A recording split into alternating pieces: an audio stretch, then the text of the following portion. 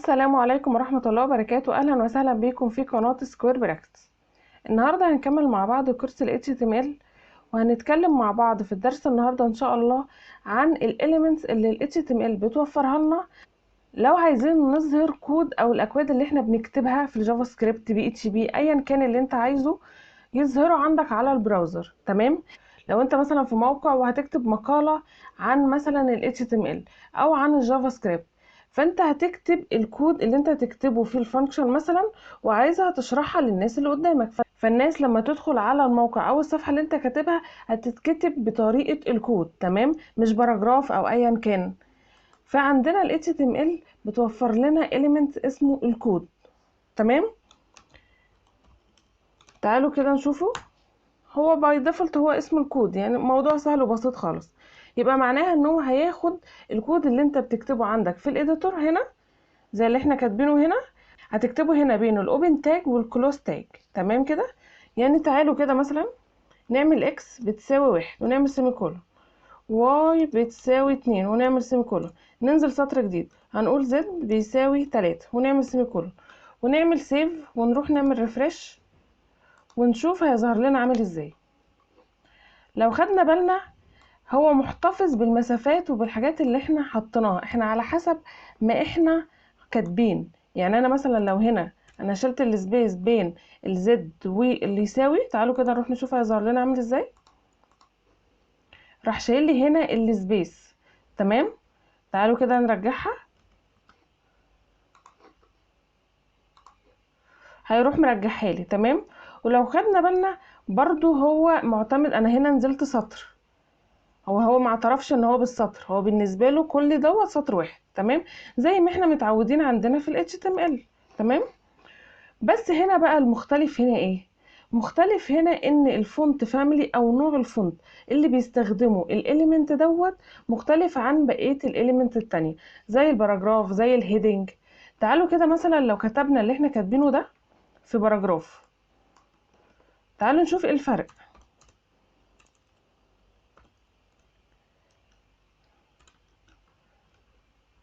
تمام؟ نعدل بس الكود شويه ونعمل هنا انتر. تعالوا كده نعمل ريفرش. بصوا نوع الفونت، بصوا شكل الاكس هنا وشكل الاكس هنا، بصوا هنا الطريقة نفسها لا مختلف تماما، يعني حتى المسافات الفونت فاميلي.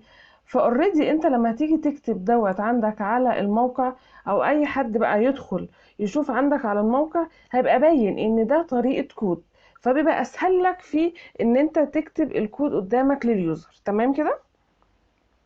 هتقولي طب ما انا ممكن استخدم الباراجراف عادي واستخدم الفونت فاميلي اللي هم مستخدمينه هنا او نوع الفونت والعب عادي براحتي. هقولك تمام، مفيش اي مشكله خالص. انت ممكن هتعمل سبيس وهتعمل كل حاجه، بس انت بدل اوريدي ال HTML او اللغه موفره لك حاجه، انت ليه تتعب نفسك؟ اولا انت لما هتعمل حاجه زي كده انت بتلود كود، يعني انت عشان تلعب بحاجه زي كده انت اولا هتلود فونت، ثانيا هتلود صفحات او اكواد CSS. فهو ليه اصلا هتعمل كده طالما ال HTML اصلا موفرها لك؟ فانت خلينا بروفيشنال، بدل اي لغة انت بتكتب بيها الاكواد ايا كان نوع اللغة اللي انت بتكتبها، بدل اللغة موفرة لك حاجة فانت لازم تروح مستخدمها. ما تقعدش ان انت هتجيب الحاجة من اولها، اصلا ممكن استخدم العادي واحوله بالاكواد. لا، يعني اولا انت هتزود الكود وفي الاخر هتلاقي نفسك ان انت هتأثر على سرعة الموقع، بعد كده تقعد تدور ازاي تخفف الاكواد. تمام كده؟ تمام. يبقى ده كده اول elements عندنا وهو الكود. تمام؟ اولا الفونت اللي هما بيستخدمونه، الفونت المستخدم هنا اسمه المونو سبيس. تمام؟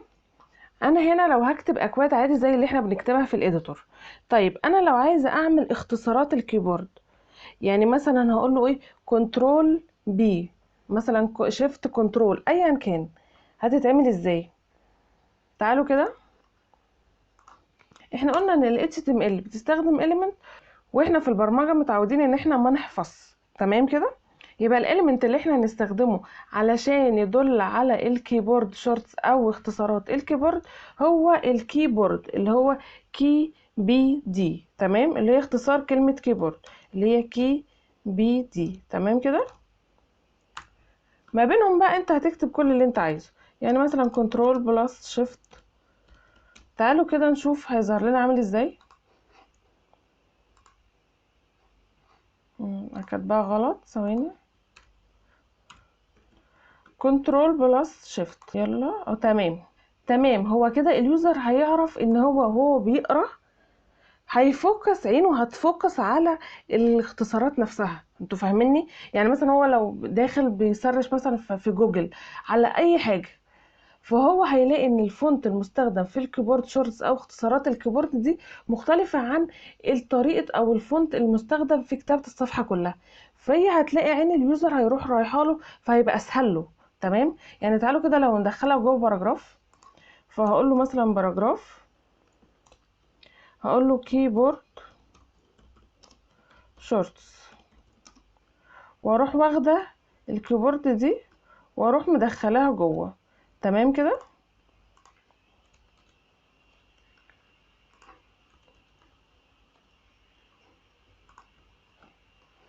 تعالوا كده نعمل سيف ونعمل ريفرش. تمام. لو خدنا بالنا الكيبورد برضو مكتوبة غلط. كيبورد. تمام.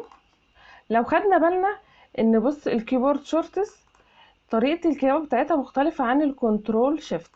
طب تعالوا نكتب الكنترول شيفت دي جوه الباراجراف، يعني نعمل واحدة في الباراجراف وواحدة في التاج بتاع او الاليمنت بتاع الكيبورد، ونشوف هيظهر لنا عامل ازاي. تعالوا ناخد كده كوبي ونعملها هنا بيست علشان نشوف احنا بنقول اي كلام ولا فعلا كلام حقيقي. تمام. بصوا ده الاولاني اللي هو الباراجراف، ودوت التاني لما استخدمنا الكيبورد اليمنت اللي ال HTML بتوفرها لنا. تمام. اعتقد الفرق شاسع يعني اليوزر لما هيدخل وهيلاقي فيه باراجراف مكتوب ودوت اللي ظاهر او ده اللي مختلف. حتى المسافة بصوا سهلة، يعني المسافة بص بين الكنترول هنا وبين هنا الحروف عاملة ازاي. بص هنا بين الشيفت المسافة بين هنا وهنا، بين الزائد هنا والزائد هنا، لا فرق شاسع. فيبقى طالما ال HTML موفر لنا حاجة زي كده يبقى الافضل ان احنا نستخدمها، وهتلاقي حتى اليوزر هيبقى بيفوكس عليها بسرعة. طيب انا لو بقى بشرح، احنا اوريدي خلاص احنا هنا بنشرح حاجة فيها الكود، وهوري اليوزر السامبل بتاعي او الاوتبوت بتاعه هيبقى عامل ازاي. فهنلاقي برضو ال HTML بتوفر لنا برضو element ممكن نستخدمه لما نبقى عايزين نعبر عن الاوتبوت في البرمجة. تعالوا كده نعمل، واللي هو اسمه سامب، اللي هو زي سامبل. تمام. هنعمل كده سامب ونقفله ونفتحه، وجواه مثلا هقول له الاكس بتساوي 1. تمام. تعالوا كده نعمل ريفرش. هي كلها inline element. تمام. عشان هي already ليه inline element؟ عشان نفكر كده.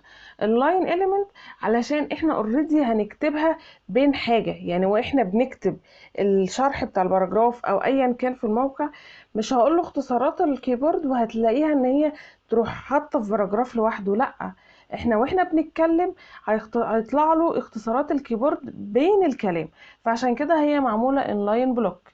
تمام كده، او inline. في هنا بقى اللي هو السامبل اللي هو الاوتبوت. تعالوا كده هنعمل له ستايل بس، وهنقول له ديسبلاي بلوك. انتوا مالكوش دعوه بالكلام دوت، ده CSS لما نجيله ان شاء الله نبقى نتكلم عنه. تمام. بص هو راح ظهرها لي ازاي. برضو الفونت فاميلي او نوع الفونت المستخدم هو مونو سبيس. تمام. يبقى احنا كده اتكلمنا عن الكمبيوتر كود او الاليمنتس اللي ال HTML بتوفرها لنا لما تيجي تعبر او تشرح حاجة او تكتب حاجة عندك على الموقع بطريقة الكود. تمام كده. اللي هو اولا الكود اللي هو اسمه كود element كود. تمام. ودوت برضو بيبقى مونو سبيس، هو كلهم مونو سبيس، بيستخدم فونت فاميلي مونو سبيس. تمام كده. وعندنا الكيبورد لما ابقى عايزة اكتب حاجة عن اختصارات الكيبورد، ولما ابقى عايزه اوري اليوزر الاوتبوت بتاعك هيبقى عامل ازاي هنستخدم السامب. تمام كده. تمام. وكلهم انلاين اليمنت وكلهم بيستخدموا المونو سبيس. تمام. قلنا ان احنا ممكن نكتب عادي في باراجراف وانت تروح محولها وتستخدم الفونت فاميلي وتلعب في السي اس اس، بس كل دوت هينعكس عندك على البرفورمانس بتاع الموقع وهتزود اكواد عندك، وبعد كده هترجع تدور ان انت تمسح الاكواد اللي هي المفروض ما تكونش موجودة. تمام. فطالما اتعودوا، طالما اي حاجة في اللغة بتوفرها لك باي ديفولت يبقى تستخدمها على طول علشان تبقى ناحية بروفيشنال. تمام كده. ورب يكون الدرس سهل وبسيط وعرفت اوصله لكم، ولو حد عنده اي كومنتس ممكن يكتبها لي تحت وانا هرد عليها ان شاء الله. والسلام عليكم ورحمة الله وبركاته.